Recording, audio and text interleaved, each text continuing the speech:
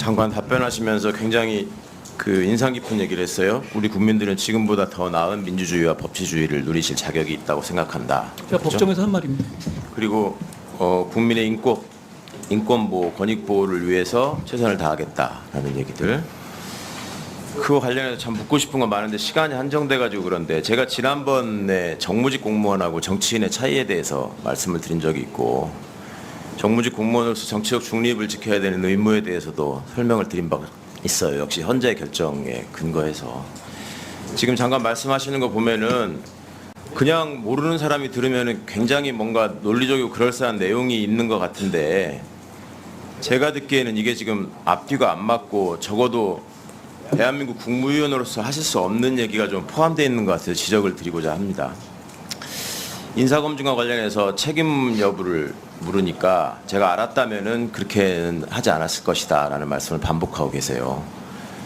그 장관의 보좌기관으로서 인사검증관리단을 설치를 하고 또 청와대하고 협업을 하고 하는 과정에서 이게 법무부에 두는 게 맞냐라는 논의가 있었을 때 아니 이런 문제가 생기면 저한테 묻고 저를 질타하시지 않겠습니까? 라고 말씀하신 적이 있잖아요. 그래서 질타를 받고 있는 거고요.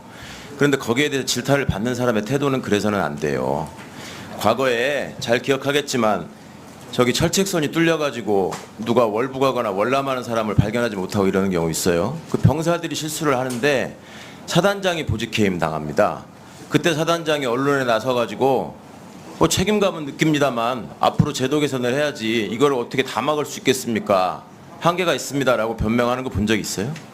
그게 지휘관의 책임이고 지도자의 책임이고 국무위원으로서 법무부 장관이 보좌기관으로 인사검증관리단을 운영하고 져야 할 책임이라는 거를 좀 인식하시면 좋겠습니다. 판결의 효력과 관련해서도 왜 헌재 결정의 효력을 지금 부인하는 듯한 태도를 부인하는 것처럼 보이기 때문에 그런 질문을 하는 거예요. 그리고 그 내용에 대해서 답변하는 과정에서 그렇게 얘기를 했더라고. 한명숙 총리 사건 재판 효력도 부인하시던 분들이 뒤집으려고 했던 분들이 할 얘기는 아닌 것 같다.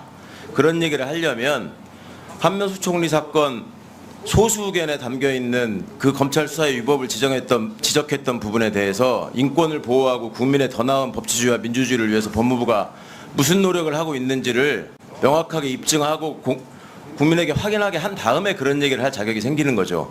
그리고 강제징용과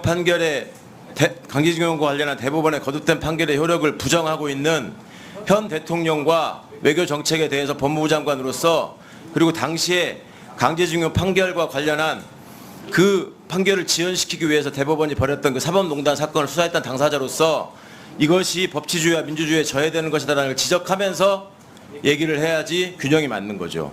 소수 의견에 4사람이나 되는 분이 제 의견을 동조했기 때문에 저도 할 말이 있습니다라고 얘기할 게 아니라 대한민국의 법치주의와 민주주의 시스템에 의해서 이런 결정이 나왔으면 그동안에 본인이 주장했던 바가 받아들여지지 않은 점에 대해서 국민께 일단 사과를 드리고 그리고 그 소수 의견에서 지적한 점에 대해서도 고려해 주셨으면 좋겠다 하고 나오는 게 맞는 것이지 한명숙 총리 소수 의견은 한마디도 얘기하지 않는 사람이 본인과 관련된 거에 대해서 소수 의견을 얘기한다는 것도 앞뒤가 안 맞는 거라고 생각합니다.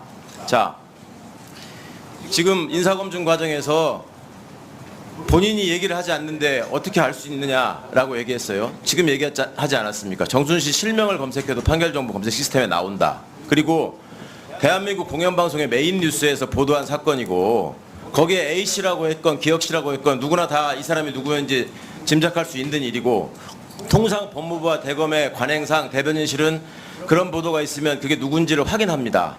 근거를 알려드릴까요? 2020년 봄에 그 문제가 됐던 부산고검 차장 한동훈, 법무부 대변인 권순정, 대검 수사정보기획관 손준성 3사람의 단톡방이 문제가 된 적이 있어요. 그때 기억하죠, 권순정 실장. 대변인 하면 대변인이 왜 여기 끼어 있느냐 얘기하니까 대변인은 주요 사건이 발생했을 때 그 당사자와 관련해서 사실관계를 파악할 필요가 있기 때문에 그 단톡방에 포함되어 있었다. 그때 보도에 한동훈이라는 이름 한자도 안 나왔어요. 윤석열 최측근이라고만 나왔지. 그럴 때는 그렇게 열심히 파악하면서 수백 차례 단톡방을 만들어서 했다는 사람들이 이 건에 대해서는 우리는 알 수 있는 방법이 없었다. 나는 그때 당시 근무했지만 몰랐다. 이런 얘기를 하면 국민들이 설득력 있게 받아들여지질 않고 그것이 국민의 기본권을 보호하겠다고 하는 법무부 장관이 하는 솔직한 해명이라고 받아주지 않는단 말입니다.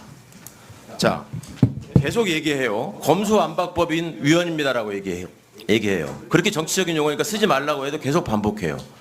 법무부 장관의 주장이 뭐냐면 검찰 수사권을 완전히 박탈하는 법이기 때문에 위헌입니다라는 거예요.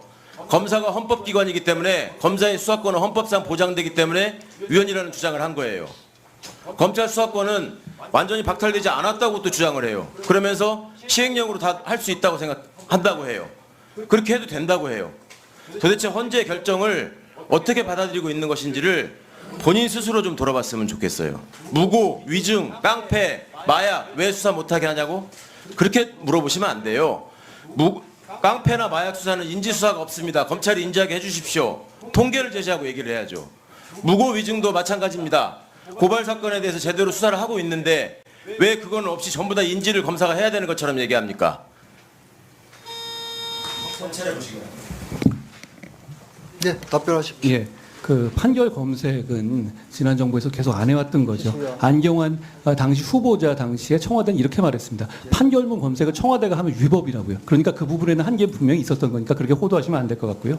그리고 이미 무고로 드러난 채널A 사건을 그것도 그 사건으로 기소된 최강욱 의원께서 지적하신 것에 대해서 저는 좀 놀랍습니다. 자, 정리해 주십시오. 어떤만 말만 있으면 입만 열면 프레임 전환을 하려고 그러고 정리해 주십시오.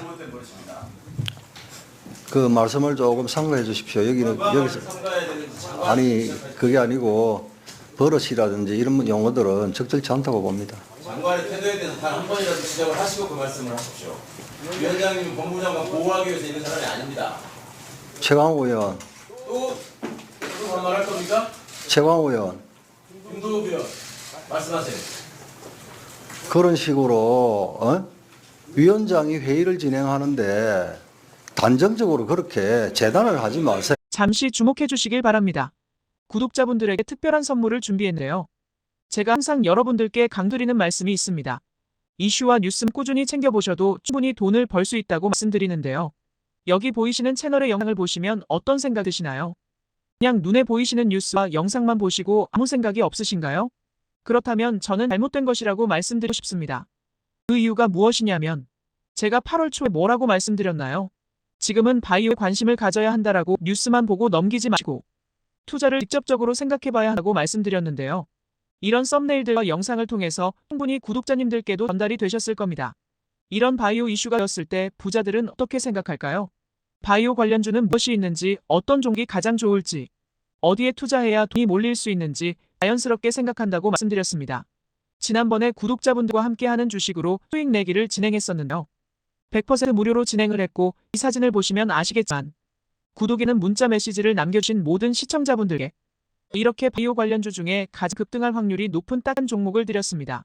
8월 13일에 우정바이오를 추천을 드렸습니다.